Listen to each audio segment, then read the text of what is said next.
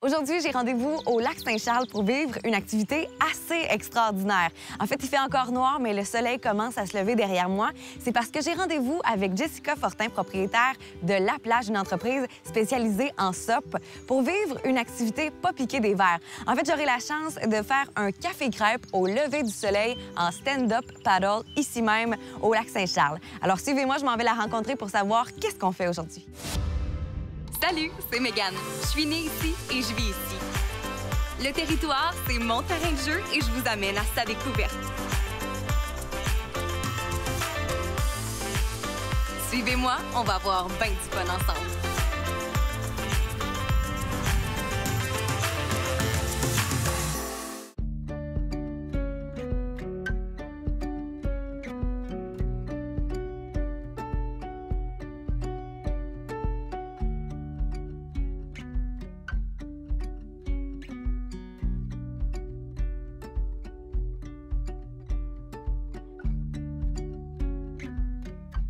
Jessica, très contente de venir vivre une expérience quasi unique ce matin avec toi, 5h moins 3. Oui. On est sur le bord du lac Saint-Charles pour vivre l'expérience café-crêpe au lever du soleil en stand-up paddle, une offre que tu offres à ta clientèle là, plusieurs fois durant l'été. Parle-nous un peu de cette offre-là chez La Plage. C'est plus un SUP matinal, mais là, on est au solstice d'été, fait que c'est une belle façon de venir célébrer aujourd'hui.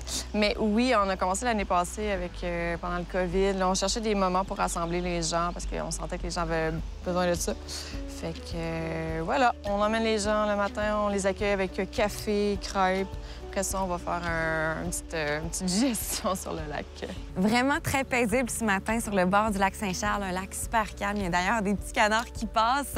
Est-ce que vous venez souvent ici, du côté du lac Saint-Charles, pour pratiquer des activités de stand-up paddle? Oui, moins tôt le matin.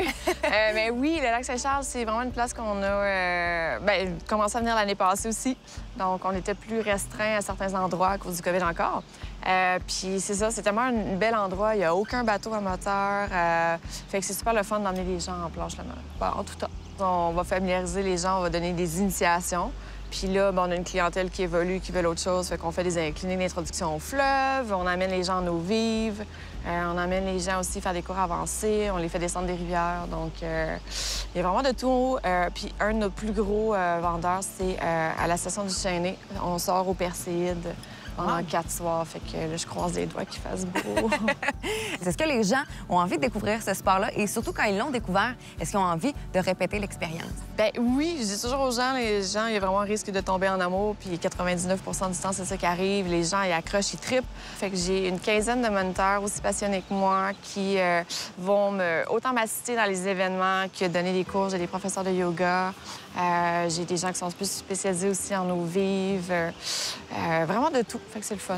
Jessica, maintenant qu'on en connaît davantage sur ton entreprise, je pense que c'est le temps de se tenter à ces délicieuses crêpes avant d'aller se lancer sur ce magnifique lac. Oui, extra sirop d'érable en plus.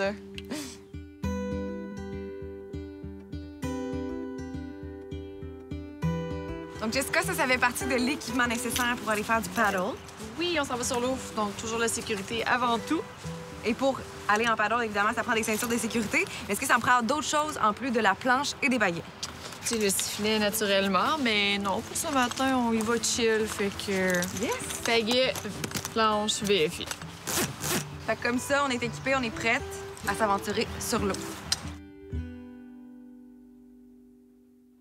Jessica, on est finalement sur l'eau après s'être équipés. Ouais. On est rendu à l'étape de faire du stand-up paddle. Mais avant de commencer, est-ce qu'il y a des choses que je dois savoir, des techniques importantes? Bien, c'est sûr qu'avant d'aller sur l'eau, on regarde toujours un petit peu la météo et tout. Niveau les techniques, mais c'est sûr qu'on va apprendre à bien manier la pagaie. Donc, de base, c'est tourner, avancer, freiner. Puis après ça, on va se lever debout, puis on va aller mettre ça en pratique. Et là, justement, première technique, apprendre à bien manier la pagaie. Comment est-ce qu'on doit tenir la pagaie pour être en mesure de bien contrôler notre stand-up paddle?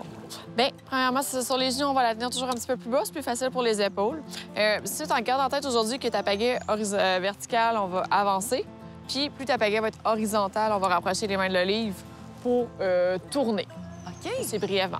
Fait qu'on peut tourner de l'avant vers l'arrière, puis on peut tourner en propulsion avec une rétro de l'arrière vers l'avant. On utilise notre paquet uniquement d'un côté, mais est-ce que pour manipuler le paddle, pour le faire avancer un peu plus droit, est-ce qu'on peut changer la pagaie de côté? Bien, tu n'auras pas le choix parce qu'au début, c'est normal, on est moins efficace au niveau de la technique, fait que les gens vont pagayer un coup, deux coups de chaque côté.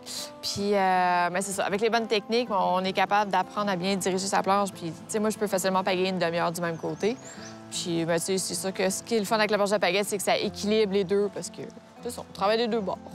Une fois qu'on est sur notre planche et qu'on veut se lever pour finalement commencer le stand-up paddle, à quel endroit est-ce qu'il faut positionner les pieds, question d'être en stabilité? Oui, mais tiens, on va s'assurer d'être loin du bord aussi, d'être dans une partie assez creuse. Et on vient toujours placer nos pieds de chaque côté de la poignée, que ce soit autant sur une planche gonflable ou rigide, là, le centre, c'est vraiment là. OK. Ouais. Et là, tu as justement parlé des différentes planches gonflables ou une planche rigide. C'est quoi la différence, la principale différence entre les deux? Le gonflable est beaucoup plus populaire à Québec parce que côté rapport qualité-prix, on a une plus grande offre. Les planches gonflables, souvent, c'est plus fait pour chiller. C'est une planche tout allée, comme que tu as aujourd'hui. Fait quelqu'un qui veut faire du yoga, qui veut se promener, qui veut emmener son chien, ses enfants. Mais moi, personnellement, je tripe plus avec des rigides parce que tu as plus de performance, plus de glisse. Comme moi, aujourd'hui, j'ai une petite planche courte qui va servir aussi à faire du subsurf. Fait que je te dirais qu'il y a autant de choix de planches qu'il y a de choix d'activités. Le soleil se montre le bout du nez juste à temps pour le moment qu'on attendait, se lever sur notre planche à pagaie. Oui. Donc, t'es prête? Oui. Alors, c'est très simple.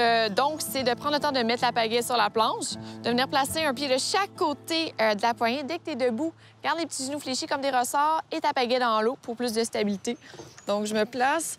Vraiment bien déposer ton pied au complet, les genoux un petit peu fléchis. Pagaie dans l'eau. Fait que c'est quand même assez stable. Ah oui.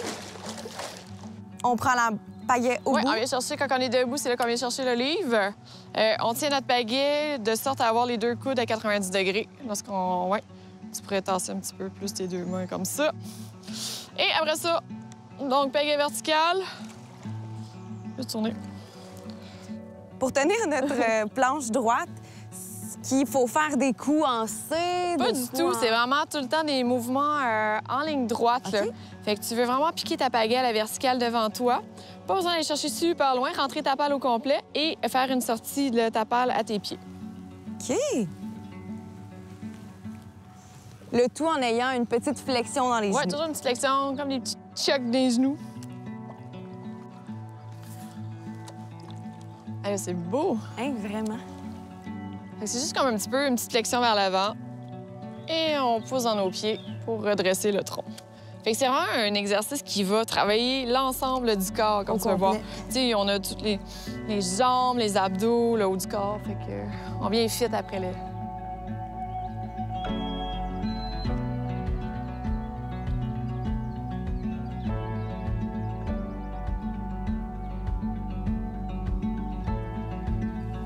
Faut dire qu'aujourd'hui, on n'aurait pas pu demander mieux. On a un matin plus que parfait. Dis-moi, est-ce qu'il y a des conditions idéales pour pratiquer le stand-up paddle l'été? Bien, non, ça peut se faire en tout temps, mais c'est sûr que ça va dépendre dans son expérience puis aussi sa force. Tu sais, des journées de grand vent ou des grandes, tu sais, ou des grosses vagues, c'est pas tout le monde qui va être à l'aise aussi. Fait que, tu sais, on respecte quand même ses limites aussi là, pour que l'expérience reste agréable. Mais tu sais, il n'y a pas de mauvaise météo, là. Tu sais, même s'il pleut, ça peut être super merveilleux de venir faire de la planche, puis tu sais, faut pas... C'est des expériences différentes à chaque fois. Oui, c'est ça, tu sais. Si on attend toujours la parfaite météo à Québec, on le sait, on fera rien. Effectivement.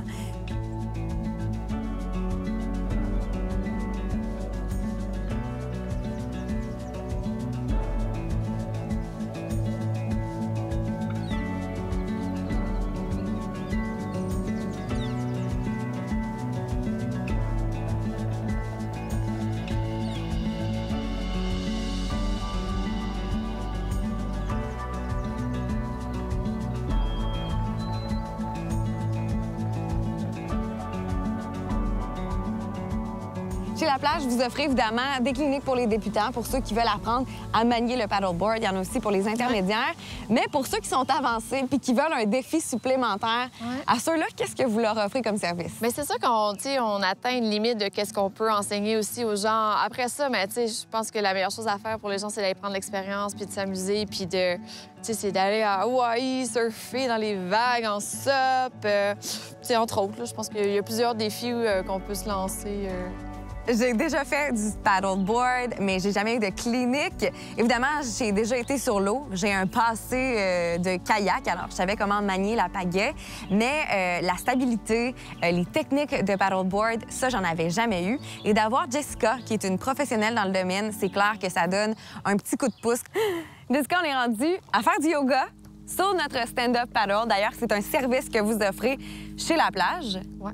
Mais là, avant de faire du yoga, comment tu trouves ton expérience pour l'instant? Honnêtement, j'aime vraiment ça. C'est une bonne stabilité. Je trouve qu'on a un bon pace quand on rame. J'aime vraiment ça. Donc maintenant, on est rendu à l'étape du yoga. Fait que première chose qu'on peut faire, c'est juste se poser. Un que j'aime beaucoup, c'est le classique chien tête baissée. Oui. C'est juste de la perspective d'aller voir le lac, la tête en bas. Fait que c'est juste de venir se positionner en appui sur le bout des doigts. On va partir d'une position planche. On va plier les genoux légèrement et on va venir soulever le bassin vers le ciel. Juste comme ça, ici, un instant, se poser. Oh! On regarde nos pieds, on voit la perspective, la tête en bas. On peut revenir en planche. Emmener un pied devant. Donc, c'est toujours de venir balancer le pied entre le côté gauche et le côté droit aussi pour l'équilibre. Alors, on peut déposer ton genou derrière, ramener un beau tronc droit, prendre une grande inspiration. Et si on veut se challenger un peu, on pourrait venir soulever le genou derrière. Donc, celle-là, on va l'oublier pour moi. c'est correct. Mais c'est Mais souvent quand le fun, même. c'est des journées chaudes, là. C'est sûr que les professeurs de yoga, mais ils vont emmener les gens plus à se challenger. Oui. Fait que, c'est pas grave si on tombe, il fait beau. Une fois en maillot, Ouais. il n'y a pas de stress. Et est-ce que vous avez une bonne réponse des amateurs de yoga par rapport à ce service-là? Oui, on en donne quelques-uns. On va miser plus sur des événements aussi. On a quelques cours réguliers, par exemple, à la station du Chesnay puis au lac Beauport. Sinon, c'est ça, souvent les soirs de pleine lune. Puis là, on est en train de préparer un petit événement SUP Yoga pour l'été aussi, là. Fait que offrir différentes variétés de yoga sur une demi-journée. Ce que je propose, c'est de terminer notre matinée en stand-up paddle avec quelques autres positions de yoga. Question de s'étirer. Alors, qu'est-ce que tu nous conseilles, là, question de terminer en beauté? On peut y aller avec ma préférée. On va venir se coucher sur le dos. On peut venir placer la pagaie à côté de soi. On va aller ouvrir la cage thoracique. Donc, on peut garder les genoux fléchis ou allonger les jambes. Et là, c'est sûr qu'on a des chandails, mais habituellement, ce qui est super le fun, c'est de juste venir laisser tremper les mains dans l'eau. Puis juste vraiment là, regarder le ciel ou même les yeux fermés, se faire flotter. Ça, c'est la meilleure position. La position relaxation, je profite de la vie. Bon, ça, c'est plus la position de la fin d'un cours. Ça tombe bien, on a terminé notre belle journée, notre belle matinée, faut dire, en stand-up paddle. On la termine de la meilleure façon qui soit. Merci beaucoup, Jessica. Je pense qu'on peut se dire merci assis et peut-être là, terminer avec quelques derniers coups de paddle avant de se laisser sur cette magnifique journée. Ouais. Merci beaucoup, Jessica. J'ai déjà fait du yoga. J'en fais pas régulièrement, mais j'en fais quelques fois par année. Mais j'en avais jamais fait sur un paddleboard. C'est un peu plus difficile. Mais une fois qu'on a trouvé notre stabilité sur la planche, c'est vraiment d'aller à l'intérieur de soi, de se relaxer, de se détendre, puis de se laisser porter par les mouvements. Puis j'ai l'impression que la combinaison du yoga et du stand-up paddle, c'est comme le meilleur combo qui soit. C'est encore plus détendant parce qu'on entend, de un, la nature, les oiseaux, le bruit de l'eau, puis on fait juste se connecter avec nous-mêmes, se connecter avec notre entourage, puis je pense qu'on peut pas demander mieux. Superbe matinée, plus que parfait lever de soleil du côté du lac Saint-Charles. J'ai eu droit aujourd'hui à une belle initiation au stand-up paddle avec Jessica Fortin. Honnêtement, j'aurais pas pu demander mieux comme journée. Le lac était calme, c'était fantastique. Alors, qu'est-ce qu'on fait maintenant? Aujourd'hui, j'ai un bien gros planning, une journée vraiment très chargée. Je m'en vais vivre des sensations fortes du côté d'Arbraska à Duchesnay et je termine la journée en traversant la rue chez Aventure Inukshuk pour tenter d'aller observer des ours noirs dans leur habitat naturel. Suivez-moi!